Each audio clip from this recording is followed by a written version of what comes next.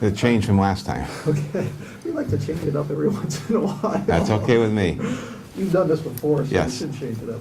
If elected to a third term as mayor, what is on your to-do list? What are your priorities? Because I know each time you've gone in with a plan of these are the things we should address first. Well, that is something I have in my prepared platform, if you'd like me to read it, Sure. and then we can go to Go the ahead. questions. Yep. Okay.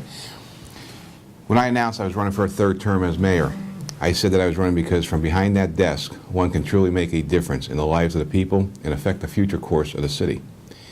This is as true now as it was then. This is the most demanding and rewarding job that I've ever had, and it's truly been an honor to serve the people of Wilkes-Barre, and I hope they'll entrust me with the responsibility for 4 more years. I believe that over the last 7.5 years, I've established a strong record of achievement, and that the city is better off today than the one I inherited on my first day in office. My record speaks for itself, and the progress that we have achieved has been well documented.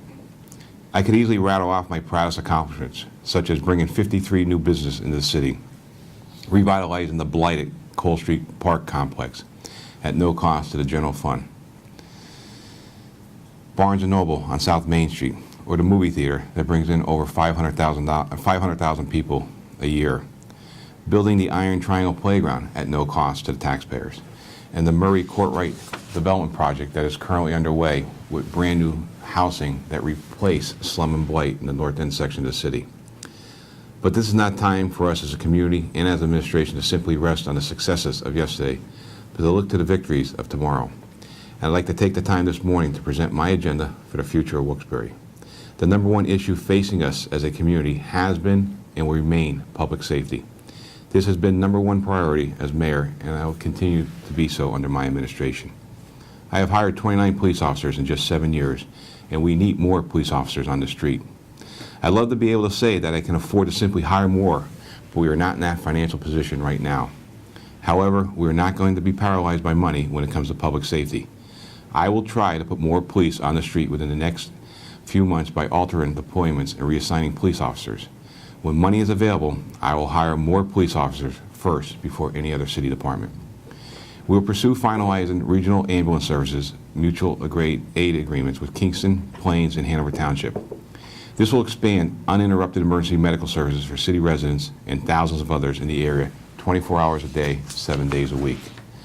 This is the first step to regionalization of emergency services that in the long term has been best interest of the city and the county. Regionalism is right.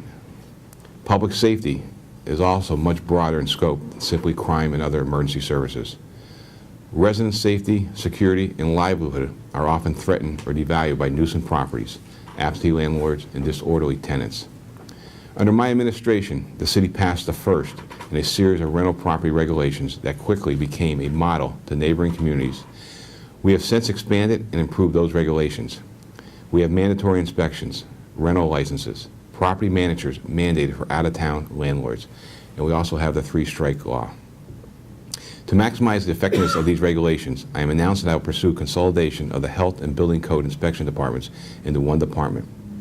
This will immediately double the inspection force to deal with these persistent problems that harm the integrity of our neighborhoods. When funding is available, this is another prioritized department for additional hires.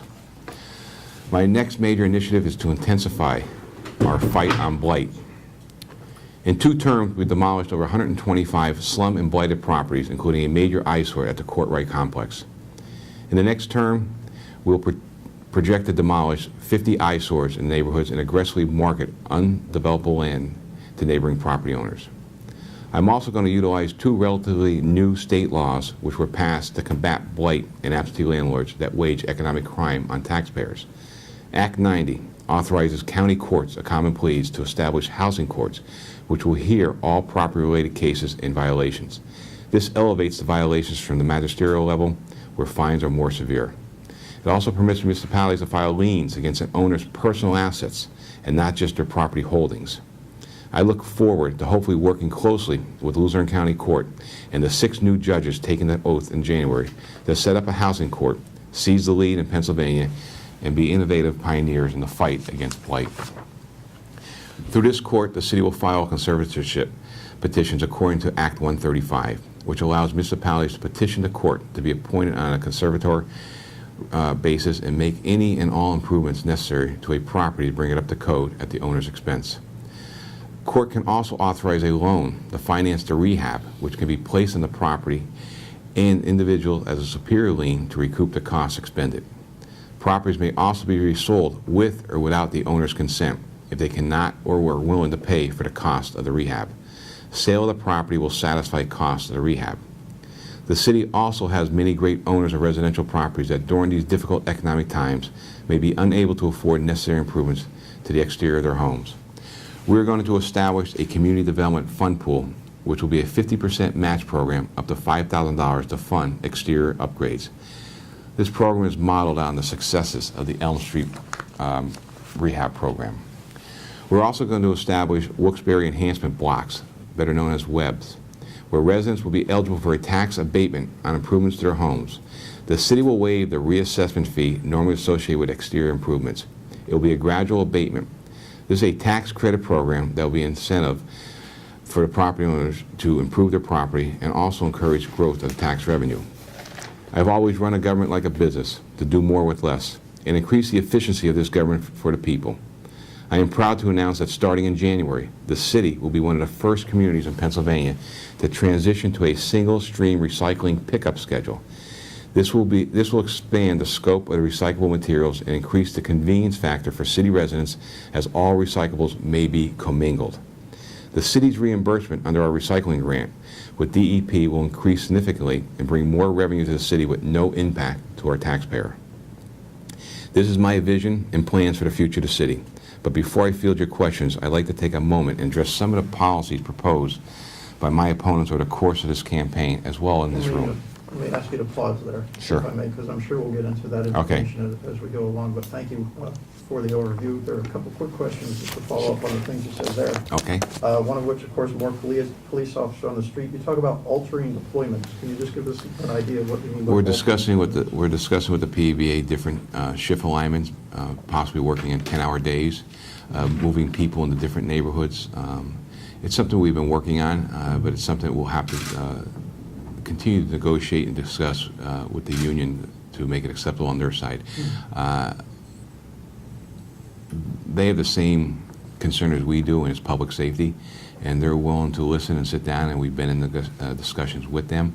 And there's different ways of deploying our officers, which we could put more manpower in the streets. Okay. Are there issues as far as that deployment that are technology or oriented? For example, do they have computers in their car that let them stay in their car? Well, there will be, and that's something that was said, I believe, either in this room or one of the local news outlets, that they're currently being trained. And because of the shift, there are 9 officers that are trained on Fridays, and it's a very sophisticated software and technology, and it's teaching them computer class. And before we can put the computers in the cars, we want to make sure they know how to operate them and know how to do it effectively and efficiently. But it's been an ongoing training session that they've been doing every Friday, 9 at a time. And you have to understand, you have 80-some police officers taking this training. You got to do 9 at a time if they're there. So it's been time-consuming, but it's something that's going to happen soon. So the equipment's there, the software's there, they're in training now? They're in training. Okay, is the software the best it can be? Or Yes, is it up to state-of-the-art technology. It's with the public records, yes. Okay. You also mentioned the consolidation of health and building code departments. What does that mean in terms of staffing? What that means is right now it's 2 separate departments in the same union, and we're in negotiations now with Local 1310, and what we want to do is consolidate and make them all health and building code inspectors, and that would have to change with their job description. It's something that we believe we can work out with the union. Training for them as well, then, to be Both like- sides. Yeah. Health would become building, and building would become health. And the fight on blight, you mentioned 50 eyesores in particular have been targeted at this point? That's our goal. That's the We've done goal. over 125 in 7 years, removing blight out of neighborhoods. Talk to us, if you would, about marketing the undeveloped land, you said, to the next door neighbors. Pretty much. Are there incentives for them to? Expanding their yard. And what that is, a lot of these homes that we're demolish in our older neighborhoods, the lot's 25, 30 feet wide, which is an unbuildable lot. We're willing to offer them, and you know, if they want to split it 15 feet on each side, or if one property owner is willing to take it when the other one doesn't want it, but we'll have to offer it to both sides. And we try to do that, and you know, some people want to expand their yard, and some people do not want to expand their yard. The exterior of homes, you talked about the renovation that might be possible. The community development fund, where's the matching fund? From the property owner. So if a house needs vinyl siding and it's going to cost $8,000, if they come up with $4, we'll give them $4. And where does that money come Where from? does the city support? Office of Community Development, CDBG funding. Is there, We've done this in the past, and we've had successes with it. We're going to continue the program and expand it. does that, so is there a limited pool? Is it, I mean, There's a limited pool each year. Who makes the choice then? The Office of Community Development. I've never dealt with the property owners. The department head and his workers do. They go out and they evaluate the homes that desperately need it. All right. What are your expectations for the city budget in the next 4 years? Do you have particular concerns? Do you see things? We're that- very concerned. We've been concerned my 7 years and now my 8 years. We're currently in the process of preparing our 2012 budget. We've been very good, the city as a whole, and I give all that credit to my department heads. We hold them responsible to stay within their budget lines, and they have stayed within their budget lines, with the exception of overtime with the disasters. And that's one thing you can never budget. And we've had 7 flooding incidents in the city of Wilkes-Barre. Last Friday, I'm getting ready to go home, and I get a call that part of the creek wall at Laurel Run collapsed. Next thing you know, instead of going home and being with my family, I'm up at Laurel Run Creek and looking at a raging creek with a good 30 or 40 feet of the wall in the creek. You can't budget for that, and that's something we deal with FEMA and PEMA officials with, trying to get funding to replace that wall. We're no different than the Scrantons, the Allentowns, the Reddings, the Philadelphias, the Pittsburghs. The bigger cities throughout this Commonwealth are struggling. As I started to say, we've been very good on the expenditure side of the budget. The unfortunate thing is the revenue side has been a big struggle for us with the way the economy has been for us in the last 7 years. The unfunded debt that I inherited, $10.8 million that we're still paying on. But I'm proud of our accomplishments on the financial side, but by no means are we out of the woods financially. It's a very difficult time to be a mayor of a city with the economy. Are there any encouraging signs or possible developments that could change, you think you significantly change the budget on the revenue side in the next 4 years? Just a development. Because the hospital becoming for-profit made a difference. The hospital becoming a for-profit has helped us. The improvements that they're making, every time you see an addition, a project such as they're putting up, that helps us with funding on the permit side. But in 2004, we had no businesses downtown. We had nobody living downtown. Since 2004, the tax revenue in the downtown district has increased the city budget by $700,000. That's new revenue because we've invested in the city. We've invested in the communities, in the neighborhoods throughout the community, with the elimination of the Courtright building up there at the Murray Complex, the Pine Ridge development. These are 2 major housing developments that in 2004, Pine Ridge was a cone bank. Now it's home to families, and the Murray Courtright was nothing but slum and blight with crime and drugs and vandalism taking place in that neighborhood up there, and we've eliminated that project. We eliminated that problem, and we have housing that hopefully in 6 months we're going to have people living up there. Okay. And kind of a strange budget question, but this was brought up by one of the other candidates in this race. There's an expense in the budget for the east side landfill? Must keep it there. That's a regulation. It's nothing we have control over. For those that aren't aware, the city used to dump at the east side landfill. And we were the host city per se, even though it was in Plains Township and part of Wilkes-Barre. It's right where the parking lot of the casino is right now. It was all the east side communities that contributed that, and they used to meet, I believe, quarterly. There was a committee, and each town had a representative on it. And that money is there in case there's a future problem. It's kind of in a lockbox. Okay. It's not all the city's money, from my understanding. Is that 400,000? That's not an annual outlay for the city? No, it's just there. It's just a fund that's there. It's funded there. Right. And I think it's the same for the west side land. Yes. Too. It's a state regulation, I'm told. And another budget-related question, and this goes, I think, to addressing some of the things that your opponents in this race have brought up. One of your opponents has proposed lowering the wage tax from 3% to 0.5%. Other people say Wilkes-Barre's tax is a deterrent to home buyers. What are your responses to those kind of? Well, I could tell you if the wage tax is decreased, you'll probably see numerous layoffs throughout every department. That's the entire budget of Wilkes-Barre City Fire Department, so if she's predicting that she's going to eliminate the fire department and go with a volunteer, then most likely she could do that. But that's $9 million, and that's somebody would have to show me how she'd make up $9 million. You know, my background as a realtor, that's always been a question, 3% compared to 2%, compared to 1% in other communities. I can tell you without any dispute, I'm proud to state that that money is going to the fire department, it's going to the police department, it's going to our DPW workers. You go in these other communities that have a 1% wage tax, they have a police department of maybe 3 or 4 individuals, some are part-time, some don't have a police department. We're the only city in the county that has a full-time, fully paid fire department. And without that type of revenue, you will go to volunteers, and I'm not proposing that. I've made tough decisions. I was forced to raise property taxes. I'm not proud of that. But I made a commitment to myself that I would leave the city better off the day I leave office than the day I found it.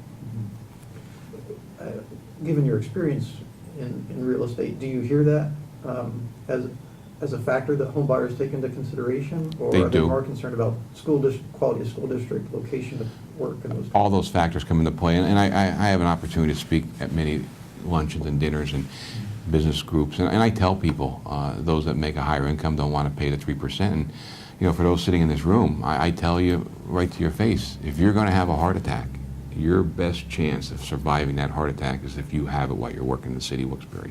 And I'm not saying anything bad about volunteers. And it could happen.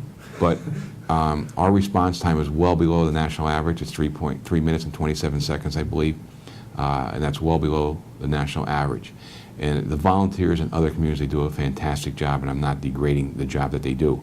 But our guys, our men and women who serve as our paramedics and our fire department, who are EMTs, they will be here within 3 to 4 minutes, and that's the crucial time. If you have a heart attack, have a stroke, your best chance of survival is to have it while you're working in the city of Wilkes-Barre, and I have nothing but praise for the job our people do. Tom, I hadn't thought about this. Is there, and I should know this, if there's, does it change your insurance if you live in a community that has a paid fire department Yes, versus a volunteer? yes, it's more expensive. Would there be an impact on businesses if there was a volunteer fire department as opposed to? I believe, I mean, we have here in the city of Wilkes-Barre, we have a lot of high-rises, as do other communities, and we have a mutual aid agreement, as you heard me speak, with surrounding communities, Kingston, Plains, where if they need our ladder truck, we'll send it over. If we need their ladder truck, which we did to fight the fire up on Courtright Street back in 2007, we had great mutual aid response from surrounding communities. You gave an outline of this during your introduction, but your first 2 terms were characterized by a lot of projects, a lot of activities, almost frenetic pace at times. Given the state of the national economy, the change in the leadership in Harrisburg, can you expect to make that kind of progress, or is just holding steady considered a success right now? No, we're going to continue. We have a lot of work to do, and that's why I decided to run for a 3rd term. I could have easily walked away from this job and went back to private life. But I have projects I want to see completed under my administration. I've had meetings with the governor, and I've had meetings with Senator Udechak and our state representative Eddie Day Pashinsky, and to go over our projects. And I made the governor aware that we're in the middle of working on some great projects, and he said, keep me informed, keep my staff informed, and we'll be back. Can you tell us what any of those projects are? No, not at this time. Okay. Well, the reason I ask is I'll be with Governor Corbett next week. If he wants to disclose them, he could, but there's some projects, one up in the Heights section of the city, one close to this building here, that we've been working closely with private developers on, that we're hoping we'll have some announcements shortly. And these are developers that like the way the city has gone the last 7 years. These are people that are coming into the city of Wilkes-Barre. And you look at the businesses around here, and you know, what I'm proud of is if you look at the Wilkes-Barre Center, that was 35% occupied in 2003, it's 100% occupied now. The Bicentennial Building was 65% occupied. It's 100% occupied now. Provincial Towers was about 60% occupied. They have a waiting list for people that want to move into there. That's what I'm proud about, putting people back into downtown. And moving North City, Pine Ridge, the Courtright Street housing project. You know, these were complicated projects we put together. Getting ownership and site control of the Courtright Street project was a big task. We stuck with it, and we were able to free and clear the title, and now you see a beautiful development up there. What people are going to be moving there shortly. How about the other Courtright? We're working on that. In fact, I had a meeting with Mr. Sinowat probably about 30 days ago. You know, the economy stopped that project, and it's no different than other projects that have been affected due to the economy. Getting private funding right now on speculative projects is very difficult. Are they still being fined for the debris that's down there? Yes, I believe they are, yes. And days that they're not working there, my understanding is there's been most days they've been down there clearing the debris.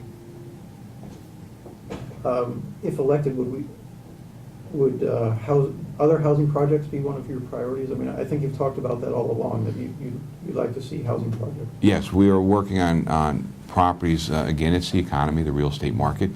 It's soft. It's just not soft in Wilkes-Barre. It's soft throughout the Wyoming Valley. In fact, a few years ago, when there was a housing study done and a story was written by a news outlet, Wilkes-Barre was the only one that showed an increase in its market value. It may have only been 3%, but the other communities went down 3 or 4%. I know when you ran for office in 2003, you introduced a Leighton plan, one element of which was better paying jobs in the city. You talked about the number of new businesses, but are you seeing, can you point to examples of better paying jobs? Absolutely. You look at what I just mentioned, the Frontier building. They're professional jobs. Again, we've kept Frontier here. We've had other businesses move in to the city of Wilkes-Barre. I mentioned the Bicentennial building, another professional office space. Right now, to find good professional office space in the downtown, it's available. We have the Citizens Bank building that has professional office space available, but these other office buildings that were not 100% occupied are now occupied by well-paying jobs. We've kept businesses here. I remember when I made my announcement in February 2003, I met with an executive vice president that flew in to meet with me to see what my vision and goals were, because he was going to be faced with signing a new year, 5-year lease in January of 2004 when I was taking office. He wanted to hear what my vision and plans were because his employees were not happy working in downtown Wilkes-Barre. You talk to the labor and industry people that moved into the city of Wilkes-Barre, and that was through the cooperation of former Governor Edward Rendell, meeting with him, telling him we need to get good paying jobs in the city of Wilkes-Barre. Granted, they were moved from one area to another locally, but they were in the downtown. And those people fought coming downtown. They did not want to come into the downtown because there was nothing here for them to do. You talk to those people now, and many of them, when I see them on a square on a farmer's market day, or see them out having dinner at 5 o'clock, they love it being downtown. They could go to Boscov's, they could shop in other stores, they could have lunch, they could walk to the bank. These are things they couldn't do where they were located before. Where they were located before, they had to get in their car and drive everywhere. Now they could walk to the movies, walk and have dinner, walk and socialize without ever moving their car. That's something I'm proud of. New topic, Hawkeye Security. With the ruling that a police officer must monitor the activity, has that project shown the kind of results that you hoped for? Well, first, that has been removed. We have a new contract now. What we've established now is we do have civilians there watching the cameras. Light duty officers who are injured but can't sit in there and watch the security system will be in there, but we put more men on the street by eliminating that. We're working with the PBA, and it was good to work with them on that project. At one point, I believe the police department said it was not keeping statistics on arrests made or things related to Hawkeye. Doesn't that make a cost-benefit analysis impossible? Well, it's up to the police chief, and he felt that he knows what's going on. The camera system is not all about watching. You're not watching 250 cameras, and I think, Bill, you've seen the camera system. It's sophisticated, where if we get if 911 gets a call about a suspect person that should not be in a neighborhood or doesn't look right, they could focus right on that camera and watch it. But they're not watching 250 cameras. But it's been a great preventative measure. On top of that, it was a great asset during the recent flooding incident, where we could watch what was going on in the river, along the creeks, where we could watch the water rise and watch what the elevation was. So it was a great tool there. When we moved our city hall up to the command center at the Cole Street complex, those cameras were up and running. The computers where we were watching the flow of the creeks and the flow of the river in different areas. So it's just not about crime, it's also monitoring other dangerous situations. But again, it's the perception. Our vandalism is down tremendously in playgrounds, where we would put new playground equipment in today and we'd go back tomorrow and it was either graffitied or set on fire or just damaged. And we've had incidents where people have reported crimes in the playground or in an area, and we'd go back and watch the video and there was nothing there. And we found out that a lot of these stories and things that they were telling us were just not true. The cameras have been nothing but a great success story. We're proud of that. We just received an award on that. And we have other communities from throughout the state coming in. And I showed the governor, our current Governor Corbett, when he was visiting me when he was here last month. We took him over and showed him the command center, and he spent a half an hour there asking questions and could not believe the technology that the city of Wilkes-Barre had.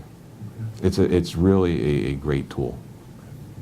The city a few years ago, if I remember correctly, was compelled by the court to pay firefighters. This was an arbitration award, and consequently, residents paid a property tax increase that year. I mean, there was an increase, but you attributed Right. a chunk of it to that arbitration. Some people are wondering, and if you could just explain this, why, if that was a one-time payment, couldn't taxes be reduced later? Well, so we can maintain the fire department at its current cost. That was an increase that we had to put as per the court order while the negotiating was undergoing, that we put in the budget, and it was there. It was money we could have tremendously used when we lost that money.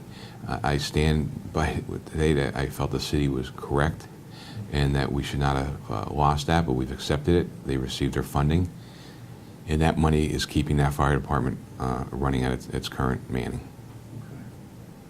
Now, you've had and I'm going to characterize it this way, maybe you would characterize it differently. You've had a rocky relationship with some of the Crime Watch leaders and other people, including Bob Kadlubowski, a tower in the area.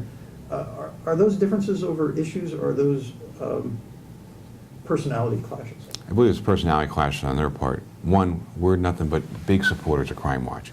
The problem there, the rocky relationship that you referred to, is that they were requiring or requesting a police officer to attend every Crime Watch meeting. I met with members of this newspaper and showed them where the Crime Watch meetings are, how many are held each month, and it was just not efficient or be effective to take a police officer off the street and to attend, I believe, 16 Crime Watch meetings a month, and they usually meet Monday through Thursday. So if you do the math, that means we're putting an officer off the street 4 nights a week throughout the course of a month. We support everything we possibly can do. That was an administrative decision on my part after meeting with the police chief. I had an individual come up. We had our meeting last night up at the Hollenbach Firehouse. He said he attended a Crime Watch meeting and he walked away unimpressed, and he now understands why we do not send a police officer. But I want to emphasize, I have nothing but great respect for Charlotte Ropp, who runs that department, runs that Crime Watch, and the members who volunteered their time. And they do a great job in helping and working with our police department. But it was not an effective tool for us to take a police officer off the street. Now we do have a community policing officer that does attend Crime Watch meetings as requested, but he's not attending 16 a month. Did you intend to antagonize Mr. Kadlubowski by calling him a name at a council meeting? Absolutely not. What were you attempting to do? What was that? I said goodnight to him, plain and simple, and I was told that that was his nickname. I did not know that it would upset him, and unfortunately upset him, but he may have been having a bad day, because I'm told that other people call him that and he doesn't say anything to them. So to my knowledge, no, I did not try to antagonize him. Okay. There is a perception that, for many reasons, Wilkes-Barre council meetings are increasingly combative, perhaps bordering on unprofessional sometimes. What, if any, role does a mayor play in setting a tone at a council meeting? I have no role. I'm there as the mayor. I have no input into a council meeting. It's a city council meeting.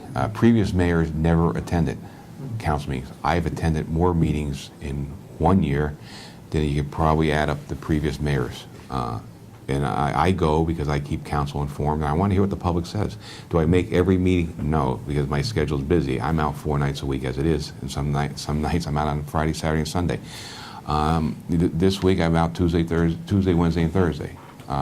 There are conflicts, but somebody from my administration has attended every council meeting since I've been the mayor. That is something that's never been done under either mayor. Let me suggest maybe the mayor's office is a lightning rod, and what would happen if there was a separation? Just let me suggest that if you sent something that would inform the council, and you weren't there, and let them operate separately. Maybe because you're there, that's why it's happening, or somebody from your office is there. Well, there's no problems with the mayor and the council. Is that what you're Understand, right? but maybe people are speaking out. Maybe it's becoming animated because you're there.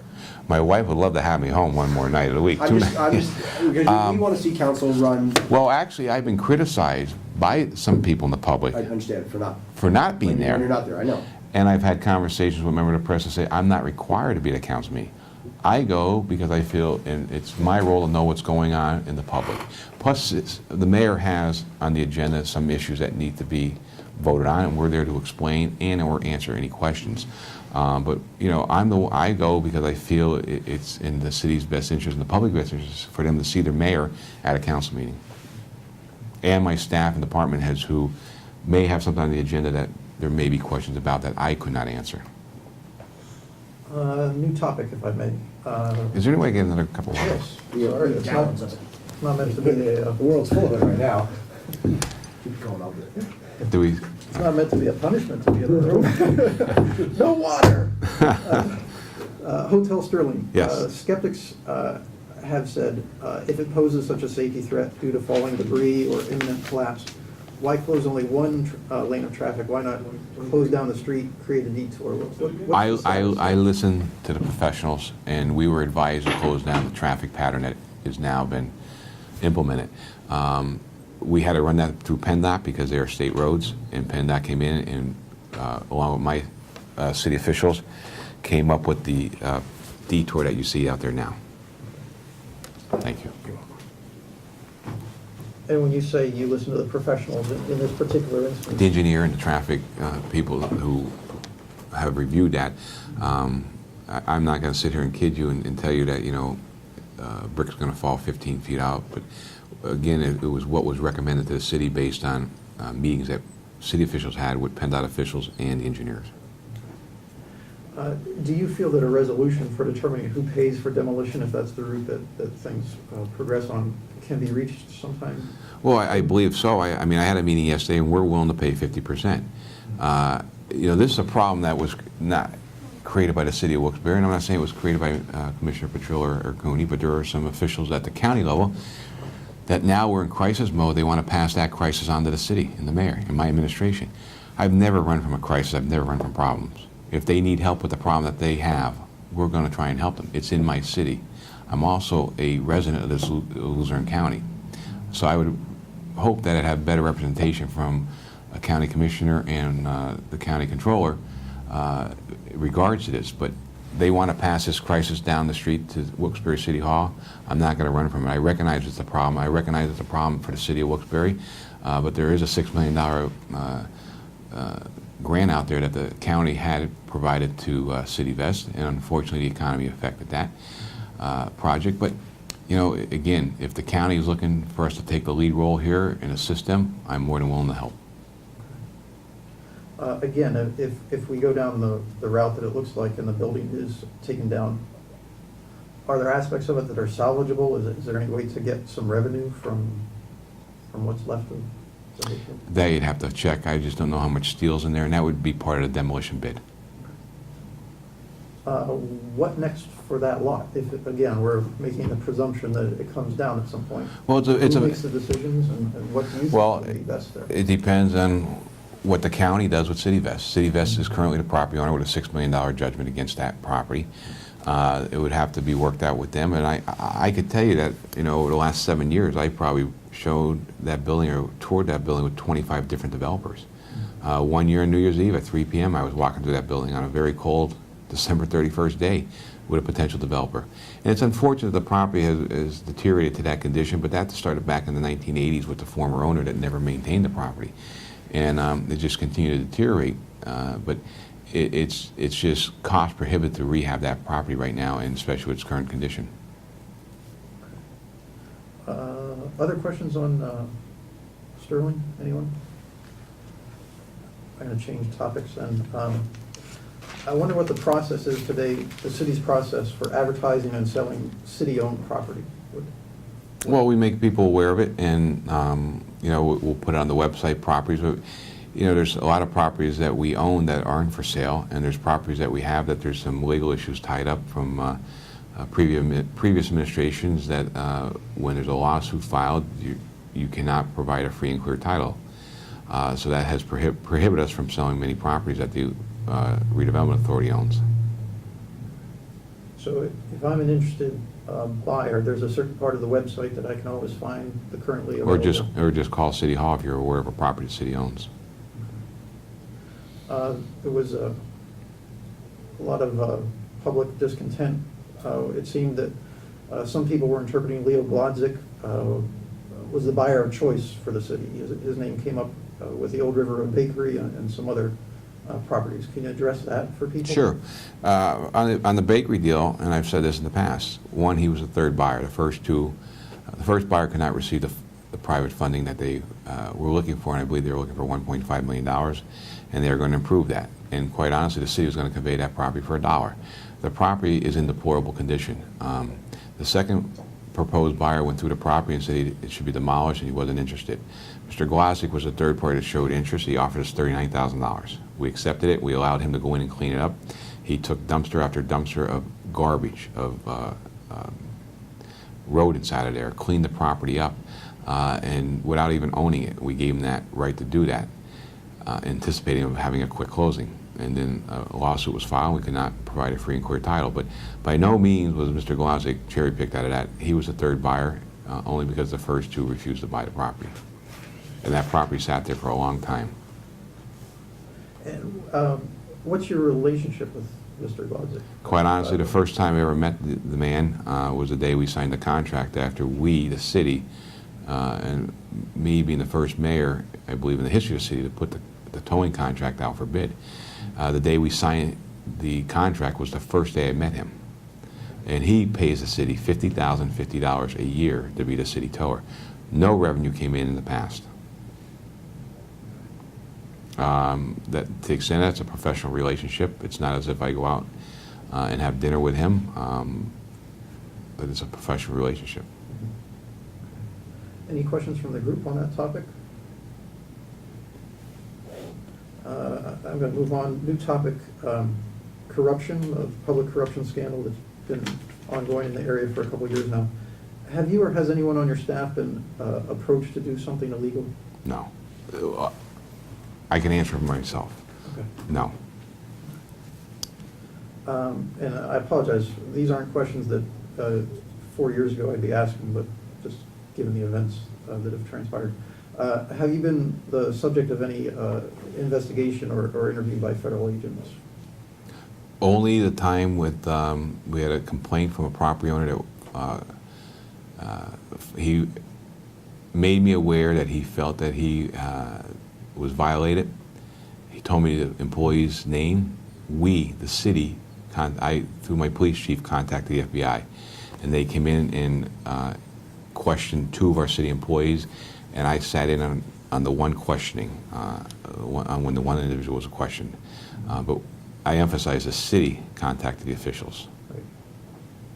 Has that issue been resolved? I believe there was never an issue. It was just that we erred on the side of caution.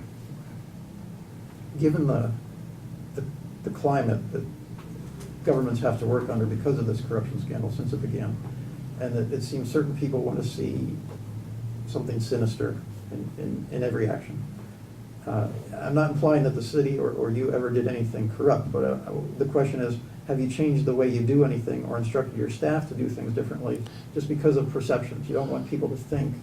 No. Quite honestly, on day one in office, the message was sent loud and clear that the city of Wilkes-Barre is going to do, and I'm not saying they didn't do it right prior to me, but under my administration, we're going to go by the rules and the regulations, and we have gone by the rules and regulations. Everything is properly bidded out. Everything we do goes by the rules and regs. I've heard my opponents say they're going to come in and conduct independent audits on every department. That's mandated. We have audits done every year by auditors from out of the area. Every project we've done, whether it's the Intermodal Transportation Center, the Cole Street project, the Streetlight project, any project the city has completed, receives a federal or state audit, and that's mandated by their rules and their regs. So what my opponents are saying they're going to have done, they have to have done, and we've done it. Okay. On the issue of perception, there's the issue that's publicized in another publication today about internships in terms of your family members working for the city. Can you address that topic? Absolutely. It's no secret. I never hid that my son or my daughters worked for the city of Wilkes-Barre, or my niece or nephew. I hired probably over 2,000 high school and college age children since I became the mayor. And the other publication indicated, well, 4% came from within my neighborhood. Well, that means 96% of the hirees came from throughout the city of Wilkes-Barre. You know, my children deserve, and my family deserves as much as any other child to work for the city of Wilkes-Barre. It's nothing that I've ever hid. My son worked on a garbage packer, picked up recyclables, yard waste, and garbage. That was a learning experience for him. During the recent flood scare, my son asked me on Wednesday night if he could come with me on Thursday. He stood with me and did things for me that I needed done. My niece and nephew, who was also part of the story, was at the command center running errands, asking anything they could do to help carry stuff for us. They volunteered. It's unfortunate in this climate that you cannot give qualified individuals of your family a summer program of 8 weeks to work with their friends that they go to school with. So, you know, it's unfortunate times have changed, but this is purely a political game.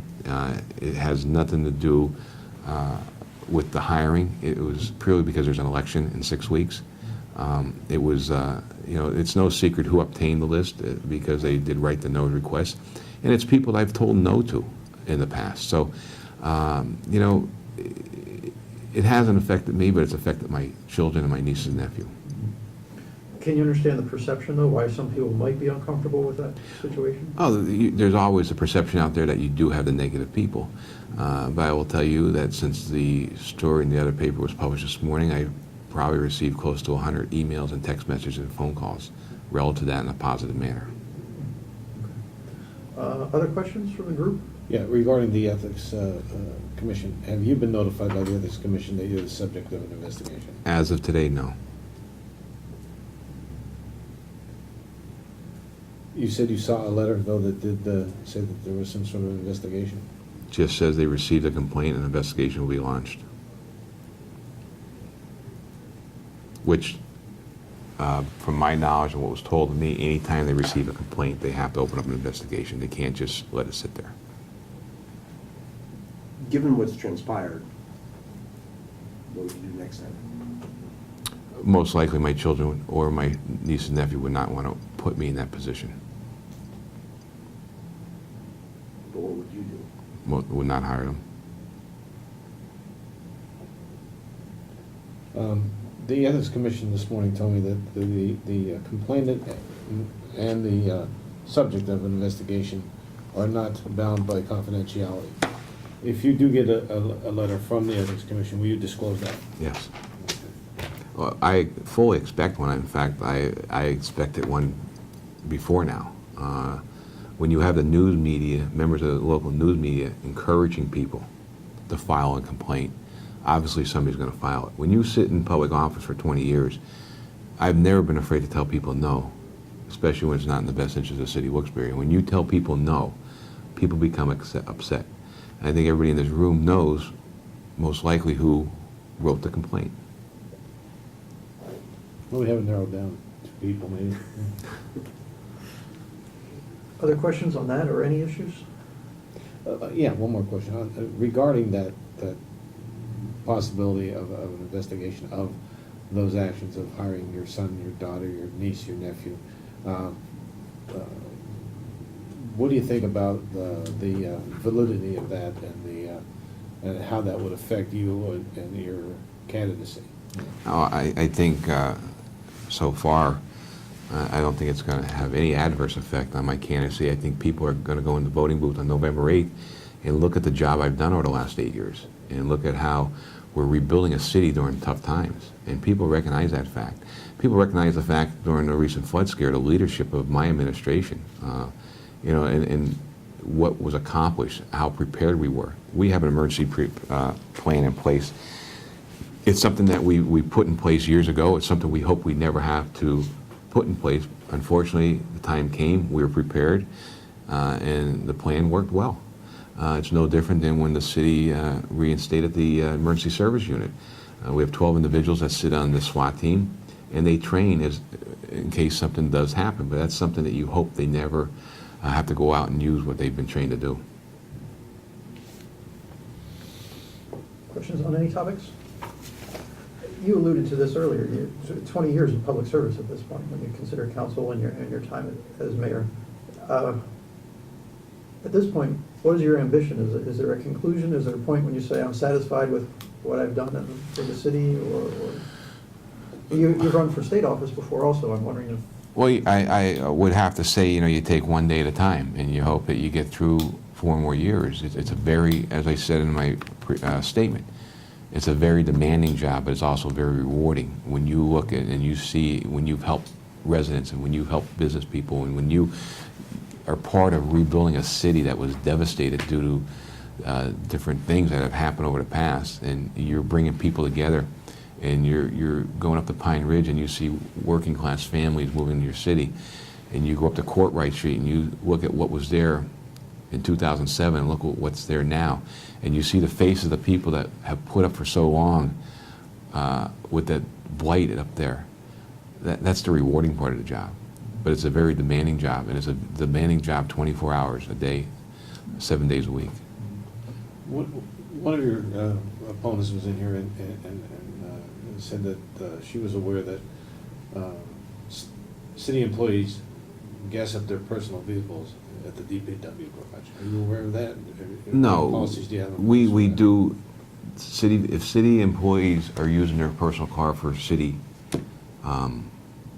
job-related things, they get to use the gas pump, or they get reimbursed mileage. It's easy. It's cheaper for the city to pay them, or let them fill up the gas pump and then they document it, than it is to pay them by miles. I mean, you could have somebody receive a $500 check for mileage in a month.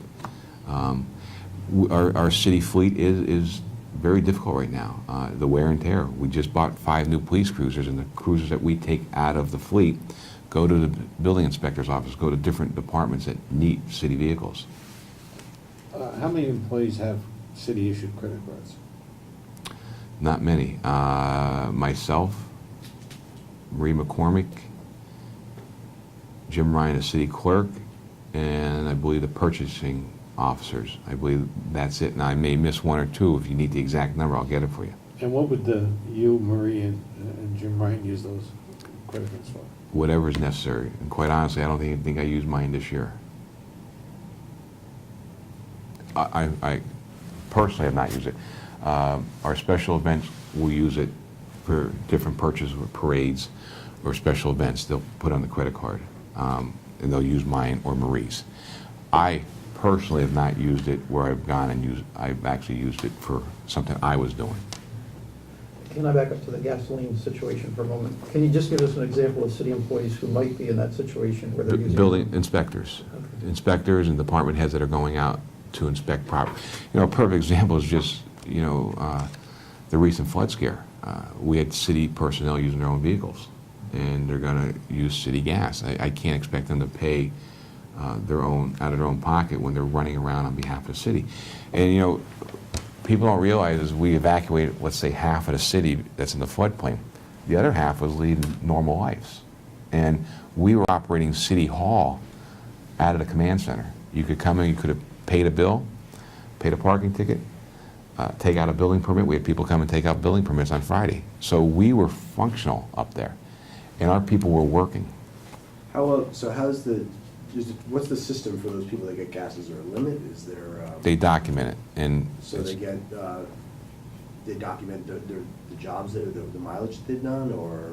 yes, and then they everything's, say- they hand them what's going on. It's those, and that would, I could get that a better answer because they deal with the department heads, and the department heads sign off on it.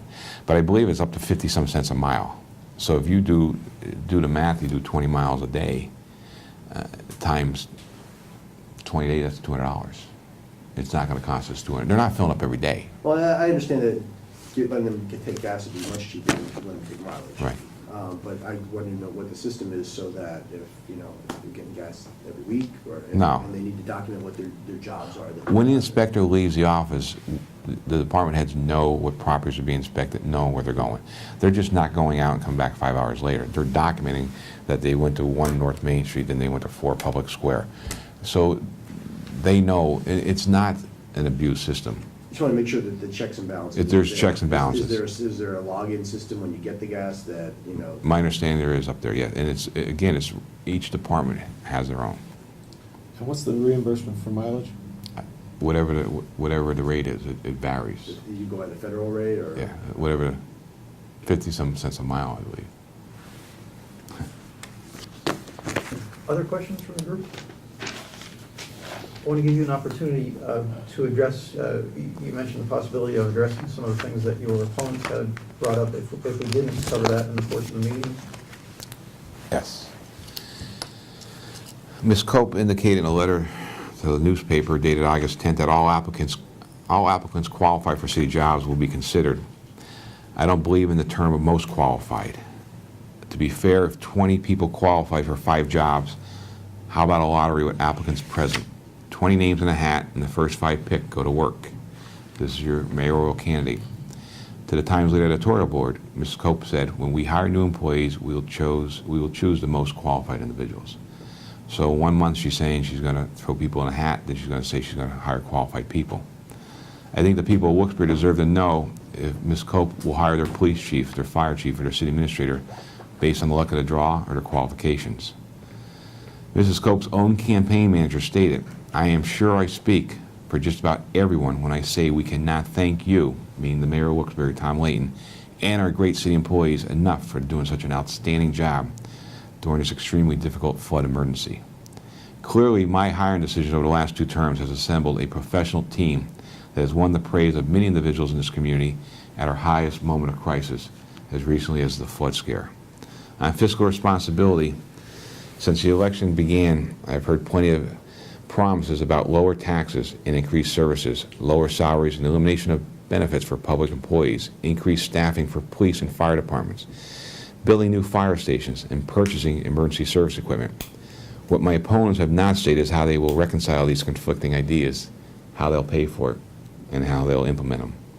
I'm the only person in this race that has led on these issues and have actually accomplished them. I've built firehouses, I've bought equipment, I've increased the police department.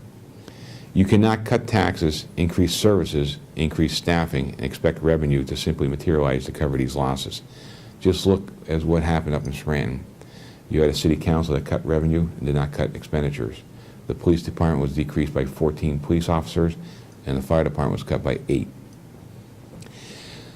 Second, the mayor has no executive authority to eliminate pension benefits for elected officials. That is a state law. Although I initiated a pay freeze on the mayor's salary, I did that on my own. I could not do that for other city employees that have contracts. The mayor also does not have unilateral power to cut public union employees' salaries. The salary and compensation for the majority of city employees are governed by 4 different collective bargaining agreements, and such cost savings must be negotiated. I have successfully done that. When I became the mayor, no union, no city employee paid any co-pay to their health care. We have successfully negotiated a co-pay for each of the 4 unions and non-union employees. I have reduced administrative staffing in City Hall by 1/3, including a deputy administrator's position and the mayor's aide. I've cut when needed and where needed, and will continue to cut to meet cost. I have hired 29 police officers since 2004, putting more police where we need them on the streets. I've invested over $3 million in equipment in the Wilkes-Barre City Fire Department and built an $800,000 firehouse at Hollenbach. We have 2 fire stations out of the floodplain, and our response time is well below the national average, with 3 minutes and 27 seconds. These decisions were not made in the best of financial times, but in the worst economic climate this country has faced since the Great Depression. Despite it all, we've invested money and personnel where we believe it would have the most impact to improve our city, and given everything that we have faced, we've begun a remarkable rebirth of this great city. I'm Betsy Summers. She wants to reduce the earned income tax from 3% to 0.5%. This amounts to $9 million in lost revenue. She also did not propose any means to recover the lost revenue because she didn't know how large of a budget shortfall such a drastic cut would make. This is almost 1/4 of the city's operating revenue budget. Leadership in office, Betsy Summers stated to the Times Leader Board that she will make the mayor's salary $70,000 per year and make it a part-time position because the city has an administrator and a department heads to handle city day-to-day operations. I don't think the people of Wilkes-Barre deserve a $70,000 part-time mayor. I'm running because I want to serve the office, not dismantle it. And her, not that I'm to defend her, but her explanation was that it would be a cut in salary for the first year when she'd be working full-time, and then gradually it would become Okay. a phase-in of the part-time. And that 70,000 would be reduced to. The salary would Okay. reflect that. Yeah. But I'm sorry, go ahead. What I think the public doesn't understand, I think my opponents don't understand, the city of Wilkes-Barre operates on a $45 million annual budget. It's a $250 million budget sheet with 300 city employees and 4 labor unions that we deal with. You need somebody in the mayor's office that's going to be there every day, working closely, watching what's going on. And I've stated in the past, I'll state it again today, I have the best senior staff of any city in Pennsylvania. We've accomplished a lot during difficult times. They never look at the clock, and they're willing to work endlessly until the projects or the job is done. All you have to do is look at what happened during the week of September 8th, the hours my staff put in. We had to send people home because they didn't want to go home. They wanted to stay and continue to work. But you can only do so much going 60 hours without any sleep. And I can't say enough of what we did and accomplished during that. Betsy Summers also said Wilkes-Barre needs to be friendly to working people and be business friendly. As I indicated before, since 2004, 53 new businesses have opened in the city of Wilkes-Barre, which employs 15,000 people in the downtown. It's the 4th largest downtown workforce in the city of Wilkes-Barre. And we increased our tax revenue $700,000 in the downtown area. Regarding your senior staff, have you chosen a replacement for either your HR director or your finance director that both resigned? No. Any other questions from the group? Mayor, is there anything in your statement that you didn't get a chance to mention, or anything that we didn't bring up otherwise that you want to emphasize? No, but this, what I've stated in my statement, this can explain, I could leave with you if you want Thank you. notes. That summarizes all of what my future plan is. Excellent, thank you for that. Thank you for your time. I think that's more than an hour, or around an hour, so we better call it quits there. Is it over? Yeah, I missed spin class.